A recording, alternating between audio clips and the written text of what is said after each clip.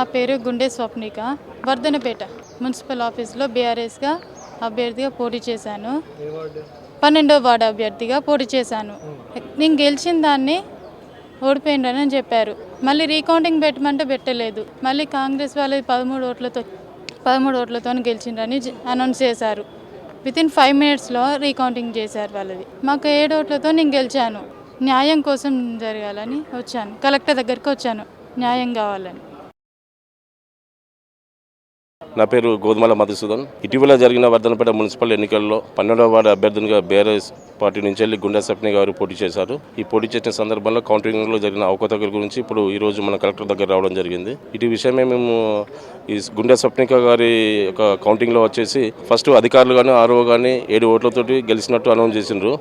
ఇప్పుడు కాంగ్రెస్ పార్టీ అధికార బలంతో అక్కడ అధికారులు వాళ్ళకు అమ్ముడు వేసి కాంగ్రెస్ పార్టీ కీలకంగా మారింది. అక్కడ చైర్మన్ కాంగ్రెస్ ఒక సీట్తో అయితే మన కాంగ్రెస్ పార్టీని మనం బయటపడేసుకోవచ్చు, చైర్మన్ తీసుకొచ్చిన ఆలోచనతో ఇమీడియట్గా వచ్చేసి అనౌన్స్ చేసిన గెలిచిన సీట్ను మళ్ళీ కాంగ్రెస్ పార్టీ అభ్యర్థి 13 ఓట్లతో గెలిచినట్టు అనౌన్స్ చేయడం జరిగింది. అక్కడ ఇటు విషయం మేము ఆర్ఓ గారిని రాతపూర్వకంగా రాసిచ్చి మాకు రీకౌంటింగ్ పెట్టమని కూడా రీకౌంటింగ్ పెట్టకుండా జాప్యం చేసి 5 నిమిషాల తర్వాత బాబు కాంగ్రెస్ పార్టీ గెలిచింది, మీరు అందరూ బయటకు వెళ్ళిపోవనేసి మమ్మల్ని బయటకు గెంటేసిండ్రు. ఈ విషయం మేము కూడా ఏం చేసినామంటే ఆ రోజు మున్సిపాలిటీ ఆఫీస్ ముందు ధర్నా కార్యక్రమం చేసినాము శాంతియుతంగా. ఈవినింగ్ దాకా అక్కడ కూర్చున్నా కూడా కనీసం అధికారులు చెల్లడం లేదు.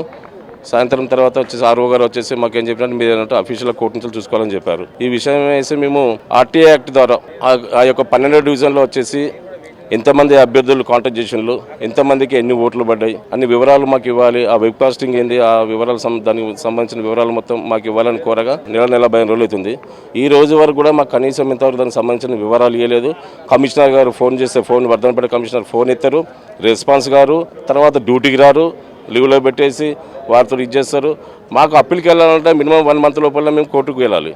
కోర్టుకు వెళ్ళి 1 month లోపల మేము అప్పీల్ చేసుకుంటే మాకు రేపు పొద్దున చట్టపరంగా జరిగే అన్యాయాలని మాకు జరిగేందుకు అవకాశం ఉంటాయి. ఇవాళ చట్టపరంగా జరగకుండా చేసి ఈ విధంగా చేసినందుకు కానీ ఈరోజు మేము కలెక్టర్ మేడం గారిని కలవడం కోసం మేము రావడం జరిగింది. కలెక్టర్ గారికి ఇప్పుడు మేము ఇచ్చేసినాం. మాకు సంబంధించి మాకు జరిగిన అన్యాయం గురించి మేము కూడా ఒక వినతి పత్రం సమర్పించాలన్నది, దాని మీద చర్యలు తీసుకునేసి ఎలాగో గెలిచిన అభ్యర్థిని వాళ్ళే ప్రకటించారు కాబట్టి మేము చట్టపరంగా చూసుకుంటాం.